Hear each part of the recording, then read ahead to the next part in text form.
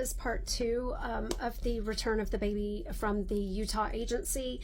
Mom is in one state, the prospective adoptive parents are from an entirely different state, and then a Utah agency is involved. This Utah agency is not licensed in any other state but Utah. So at this point, we're looking over the paperwork. It's really weird. Everywhere so this Utah agency wants mom to waive her rights in her home state because they have a revocation period, and they want her to waive her home state rights to use Utah, because in Utah fathers don't have rights, and when mom signs it's irrevocable. But this is all illegal because they're, first off, mom doesn't even have her home state representative, anyone there to advise her, like, you're waiving your state's rights. But they're not licensed. They're not supposed to be advertising in the state. Like, none of this should be happening at all. And I'm sure it happens all the time. They have a travel team that goes all across the country. So fortunately, over the years, we have made some inroads and allies, in various states with different people who are trying to be ethical, who are trying to do right.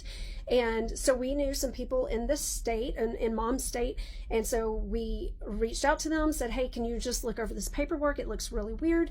They do. And they come back to us and they're like, where did you get this from? This is illegal. This is illegal. This is completely botched. This entire thing is fraudulent. This can't happen. This can't go forward. Right, so at this point, conversation is had that ICPC needs to be told. So that's the Interstate Compact on the Placement of Children. When a baby will be crossing state lines, ICPC has to approve the paperwork. So you have a relinquishing state, you have a receiving state. They have to approve all the paperwork, make sure everything was done.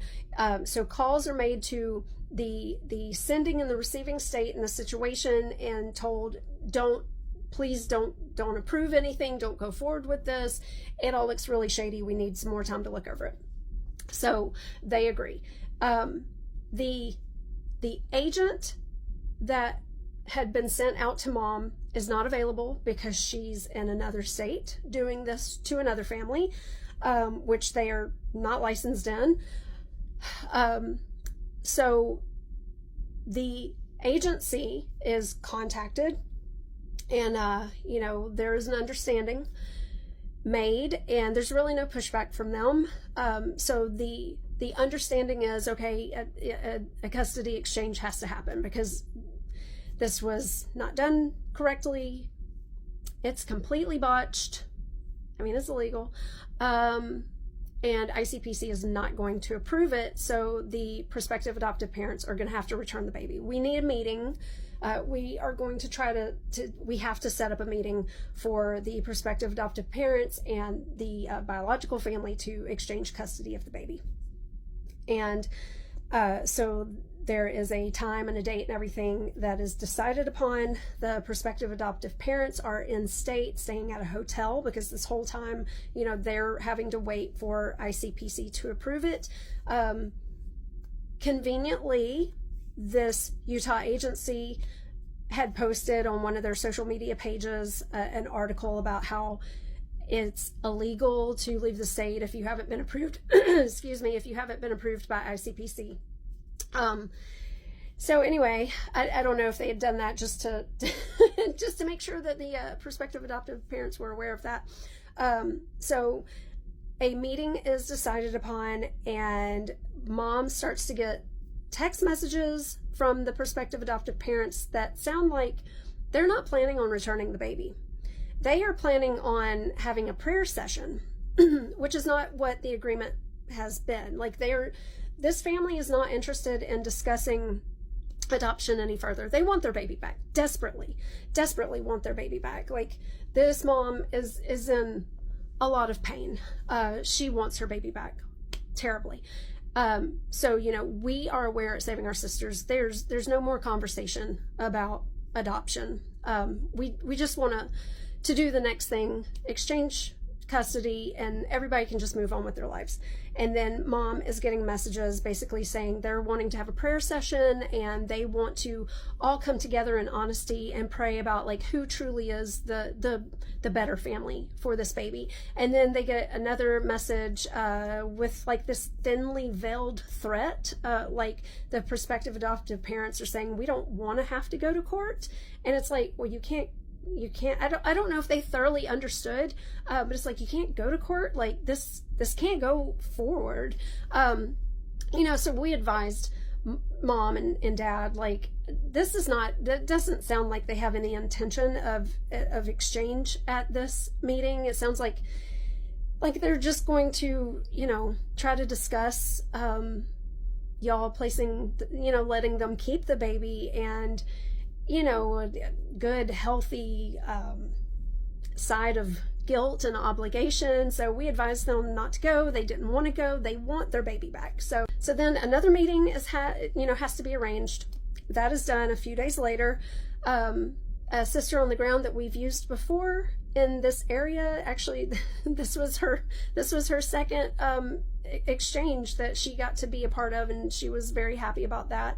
It was about a year ago that there was a mom in her area. So the family, the biological family, had their support system together. Their extended family was there. The sister on the ground was there for moral support, and they go to the agreed upon meeting place.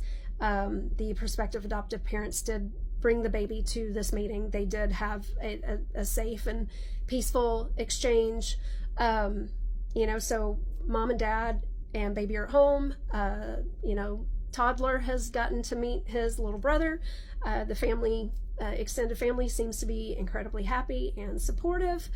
The thing that really, I think, made us very nervous was that these prospective adoptive parents kept stalling, and they were already making social media posts with pictures and videos. This had been planned to be an open adoption, but the social media that they were posting had, the hospital had given them a free room, because that's just what hospitals do today. They give the prospective adoptive parents a free room, but then, mom doesn't get a free room. But the prospective adoptive mom was in a hospital bed with the baby, and it looked as, anybody who's seeing this, it appeared that maybe she had just given birth, and that made us very nervous, because this was supposed to be an open adoption, and now it's kind of being played off like they've had a baby themselves. And we've seen it so many times where as soon as signatures are collected, the mom never hears from the adoptive family ever again. And so there was a sense of urgency through this ordeal. Baby's back. This case has been closed. Everything's done. If we had any advice to give at Saving Our Sisters, don't go to Utah. We know that prospective adoptive parents use Utah because they think it's a sure thing, because when moms are using Utah, at least when they're moved out to Utah, it's irrevocable. So as soon as they sign, it's over, and fathers don't have any rights. We had no idea that they actually have traveling teams going across the country, and there's no telling what all is being done with these travel teams. But even for prospective adoptive parents, I mean, for this couple, things went south for them. They ended up not with a baby, and I'm sure they're out of tens of thousands of dollars. But for expectant parents especially, there's nothing to be gained by going to Utah. Out of all the states, Utah probably has the least friendly laws for expectant families. So as always, be careful out there.